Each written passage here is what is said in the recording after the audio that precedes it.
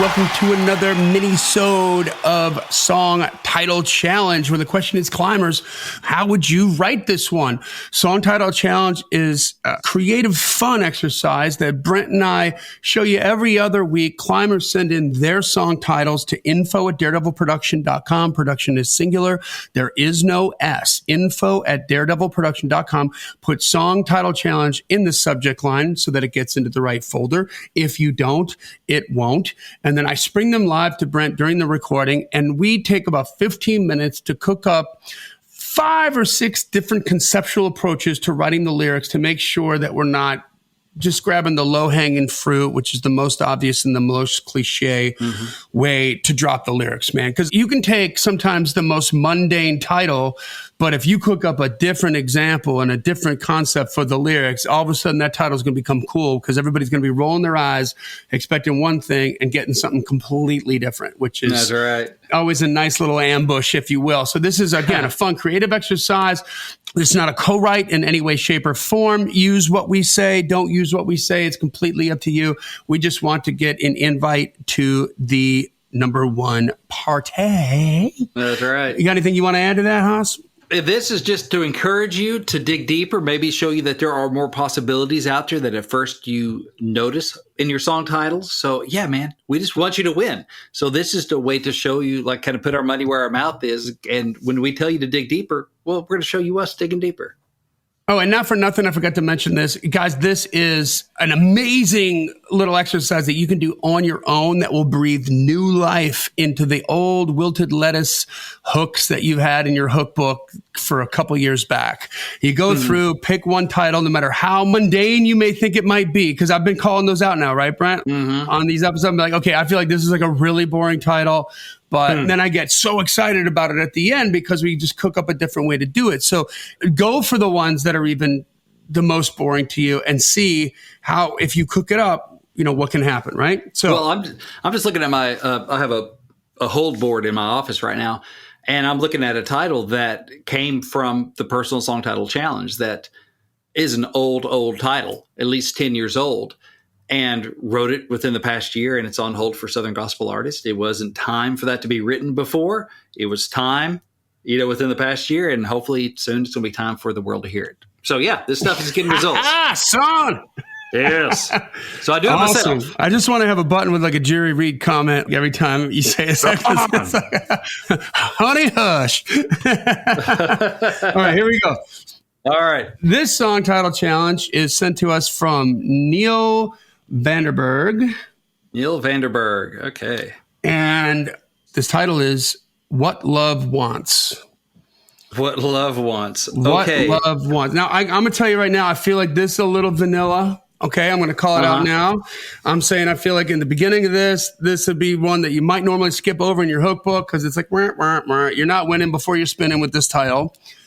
But what can we do with it? Let's see how we can turn this mofo around. Well, that's interesting that you send this in. This is part of the danger of this. I have written this title. Let me see here. I'm pulling it up. I wrote this. Let me see. I want to be transparent with y'all. I wrote this with Victoria Shaw. She wrote The River and some other great stuff. So she's a beast. And so I wrote this with her back in, that one doesn't have the date on it, years ago, many moons ago. I don't know when that was. It was probably like 2011 or something. And so I can tell you how we went with it, and then we can see if there's some other ways we can come cook up with it. But that's going to be baked in the back of my brain. Let's just kind of tell you. Yeah, but let's do it then. Maybe talk about the way you went with it. Maybe, rattle off a verse and a chorus just so we can hear how that kind of manifested itself in terms of the lyric. And then maybe we just kind of break that down a little bit. And if we cook up some other ways to do it, we do. But this will be just a different little spin because we haven't had this happen before, I don't think, right? No, we did. On airplane mode. Oh, that's right. We had that happen several episodes ago, which right now I'm in the process of getting, recorded so we can pitch that sucker. So, because I'd already written that title as well. So this one's I've written. So it's bound to happen every once in a while. This lets you know we don't talk about these ahead of time. So there you go. Again, wrote this with Victoria Shaw of The River and some other stuff that has made me cry. She's awesome. But anyway, so how we did it in the first verse, What Love Wants. We're like, okay, well, what's a way we can play off what love wants? Because we like the W's, and of course, love is always a good topic for a song. Well, we played off it in the verses like, what do these other things want? So my wallet wants an overtime check. My car wants another tank of gas. That little light on the dash tells me so. My boss man wants my mind on work. My credit card wants every dime I earn. And at the end of the day, when I get home, I got an overgrown lawn that wants to be mowed. But, of course, so we start off going, here's what all these other things wants. But what love wants is for us to slow down, take you in my arms and shut the world out, dance you real close with the lights off and the radio on. What love wants is to never let go of the things in life that matter most. Girl, I know I want what love wants. And I want what love wants. So that's, another little twist on it. That's strong. So, yeah. And then we go in the second verse talking about the TV wants us to watch a little more of the laundry, wants up off the floor, that kind of stuff. But what love wants is for us to, brown chicken, brown cow. So it's to be with each other and lovey, and I want what love wants. So that's what we did. It was like a mid-positive tempo country thing, kind of like a Phil Vassar, Another Day in Paradise, kind of maybe not quite as much energy, but that kind of vibe, Mm-hmm. So that's what we did with that, like 10 years ago, maybe. It hasn't been cut yet or anything, but anyway, so that's what we did with it, which I still think, now that I'm reminded of that, going, what should I do? Should I do something with that? Because I think it's still pretty good. So that's how we did that one. What else can we do? Well, we can go, politicians want us divided. I'm still playing off the what other things want, but what love wants. I think it's a very natural setup in the verses is what other things want. And then boom, hit the chorus. But what love wants is then your big positive chorus, right? So it could be fear wants us to, what's the opposite of love? Like we did things like very grounded country kind of way. But what if it's like fear wants you to hide inside? Hate wants you to blame other people. Doubt wants you to not take that chance. Love wants you to ask her to dance. Maybe that's love that wants you to dance. Yeah. Yeah. So if you build it like a relationship, like bitterness, and we've been hurt before, and bitterness and doubt and fear make you not want to take that chance with that somebody. But love wants you to go up and get her name and ask her to dance and buy her a drink or whatever, yes. Mm-hmm. Yes. Horseshack in the back. I got it. Okay. So what if it's a mid-tempo? Let's think like the Mavericks total heartbreak lyric, but to a mid-tempo kind of a thing. Yeah. And it's after a relationship and you're dealing with the aftermath of that. And the hook is, who knows what love wants? Where do you go with that? Because obviously you failed, right? You feel like a failure right there. Or you lost it. So who knows what love wants? You just right in that raw moment. You do what you think. Yeah, you do what you think love wants, but who the heck knows? Because I did everything I thought I was supposed to do, and it didn't work. So who really knows what love wants? Because she didn't want me. There's something about, too, like what love wants, she don't want it anymore. What love wants is do this, but she don't want what love wants, but she doesn't want me. I know what love wants, but she don't want me. Breakup thing. It could be a couple that's fighting. Bitterness, anger want you to break up, basically. But love, it's a passage from Corinthians. Love forgives. Love is patient. Love is kind. That sort of thing. Go, hey, here's what love wants. At every wedding patient, ever. Forgive. Love wants us to be kind. Love wants us to keep no record of wrongs. But here in the verses, then your anger, your resentment, your pride, all this negative stuff wants you to just keep that hatchet unburied. But love wants you to get over this and forgive and heal and move past it as a couple. So it could be a couple that's going through a dark time and those emotions that want us to, what my pride wants me to say? It wants me to say that thing that's really going to set her off. Like, oh, I got that thing I could say back to you. But love wants me to not. And probably good sense. Yeah. And they're not always mutually exclusive. Yeah, that's right. Love and good sense. Not always.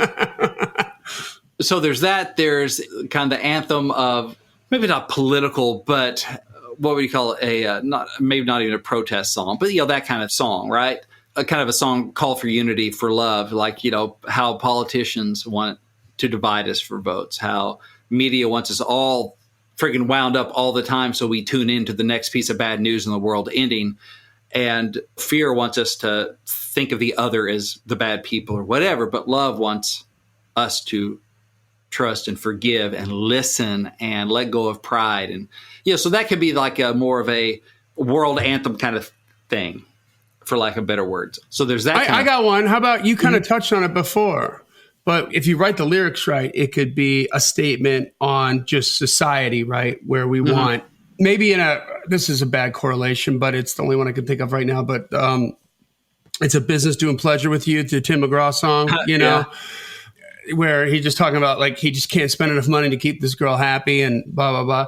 Yeah. So what if it was, I want this and I want that. And I want, like you said, like, I want to tell you that one word that's going to set you off in this argument right now. And I want to bring up that old wound. Yeah. Yeah. Or like the three have sisters, I need I wanna, and I gotta have, you know, and you kind of go down that road. But what love wants is, you know, so maybe you're talking about all the things. What if it was like the way that Hold My Hand from Brandy Clark, and Shane McAnally? No. Did he write that with her? I think so. Yeah. I don't know what else you're aiming for. I thought it was the producer, Dave Brainerd, but maybe I'm wrong. Dave produced it. I thought he co-wrote a bunch of, maybe it was Shane McAnally too. But okay, so in the lyrics in that song though, as a guy, you get this sort of unfettered, wide open door look into the way females think. And how vulnerable they are, right? Even when they pretend that they're not. And so what if it's that same kind of thing, but for females to look inside a guy head? Like, this is the crap that my testosterone wants me to do. I want to say this. I want to, you know, I want to kick your purse across the floor. I want to storm out the front door and do that. And and you just sort of like hash out the raw emotion of what's happening in an argument, but love wants me to stay. And so I'm going to play because something like that could be real interesting because you could really go hardcore on the dirtiness of it, right? I don't mean like sexually dirty, but you know, the devious just pride and anger. Self. I want to cheat. I want to, and it's all just testosterone, Godzilla, King Kong. And then it's like, but then love wants me to take out the garbage and listen to what you say because I know tomorrow's going to be a better day. You know, something like that. Like, yeah, that's funny. Yep, that could be a cool way to go with it. Let's see what love wants. I mean, you could twist this into like a gospel-y thing, no doubt. I mean, so what does the devil want? But love wants, you know, that sort of thing is to forgive. So you could do a lot of that. Hey, we've been fighting, we need to forgive kind of thing, but couched in more kind of religious terms. You could do that as well. So you could just a similar idea, but you just present it differently for a different market. You go a little more biblical truth on that, pointing to scripture, that sort of thing. Well, it's kind of like Let's Fight, but just to go a little more, you know, you can go more gospel market with it. So you could slant it over that way. What love wants. Let's Fight is a song that we've referenced many times on this podcast that Brent wrote, which is one of my favorite lyrics ever. FYI. Thank you. I wonder if you could do remember Don Henley did that Garden of Allah song where he was basically the devil, or Sympathy for the Devil. Like, that's interesting. You could almost do like more of a rock way. Like, I don't give a blank what love wants. I'm the world. I'm media. I'm politics. I don't care what love wants. I want this from you. I want that from you. You know, so you're taking that's cool, dude. Putting on the black hat, right, as a character, which maybe could work in a country thing if you're a little more like edgy, like Eric Church. You know, you do all this. I want this. I want that. And you don't talk about love until the very end. It's like, and I don't give what love wants. Like, which you can tell then by the negative line. Spaces what love wants. Right? I want you angry. I want you scared. I want you da da da da. You know, I'm media. I don't give a blank what love wants. And I want you canceling me because of my hair. I want you, you know, I want you all wound up, wrapped up, and scared, you know. So that could be cool. Like you're the devil or your media or your politics or your fear. You're taking on that character, putting on the black hat. A lot of people won't be able to, it depends on your lane, right? So you really spend your time talking about what the other stuff wants. But I think that could be. You wouldn't even necessarily have to be edgy to get away with that, depending on how you serve it up, right? Yeah, it's totally because it is a character and you're making a statement. You could be a Colin Ray and pull a lyric like that off and make people cry. You know what I mean? Yeah, and just be like, this is what's going on in the world today. Yeah, yeah. Like Eric, it's going to be more of a rock and roll attitude. Or if you're a rock artist, right? Is to be more of a rock attitude. Yeah. Even though ultimately it's kind of like kill the word in the sense that it's a positive message, but couched in this very violent, dark language. Even though the point of the song is very positive. Kumbaya. Yeah, which is going to cut through, first of all, in a market where you don't normally get that, which would be a country market, right? Right. Or even a gospel market, maybe. I don't know if gospel's going to let that happen on the radio. But yeah. You'd have to soften it quite a bit. It depends on the brand. Yeah, because if you just mention it, they don't care about the hyperbole or the metaphor. They're like, you said nipple. Be careful. Yeah.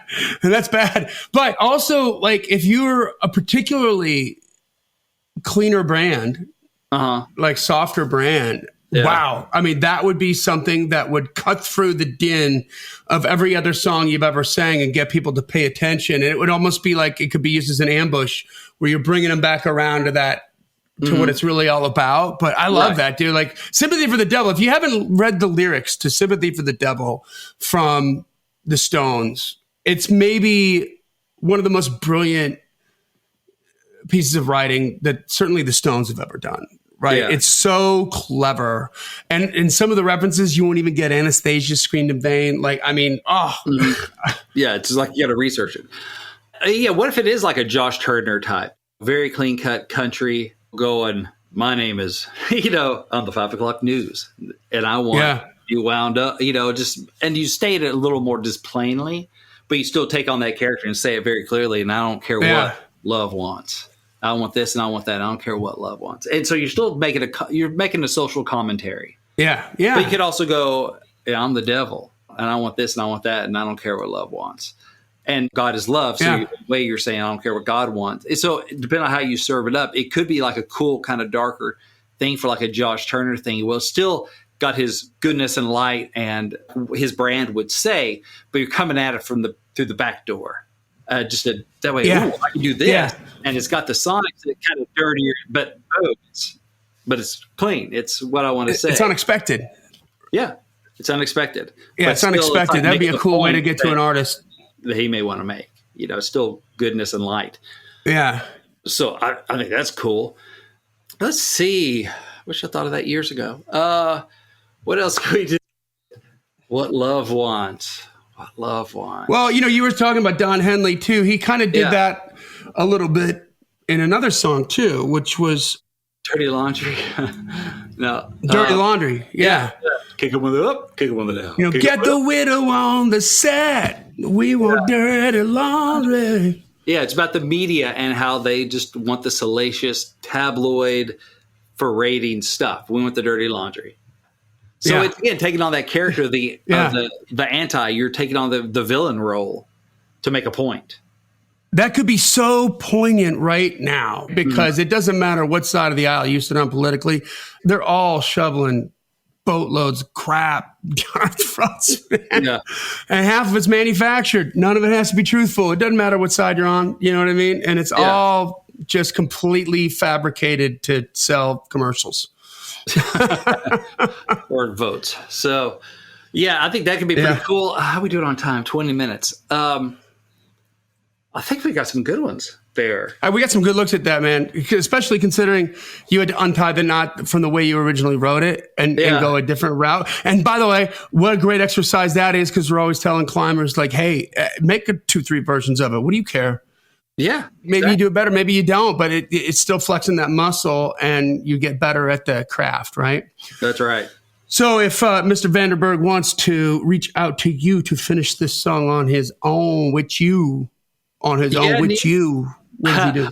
I do private coaching and consulting and coach writing. So that's all available at songwritingpro.com/coaching. But basically, I can help you prepare your song. I can help you repair a song, answer questions. We do the whole Q&A, pick your brain thing. We do private song title challenges. So if you have some titles that you don't want to share on the climb in front of our millions and thousands of viewers or whatever, so you can do that. And that is just keep it between us.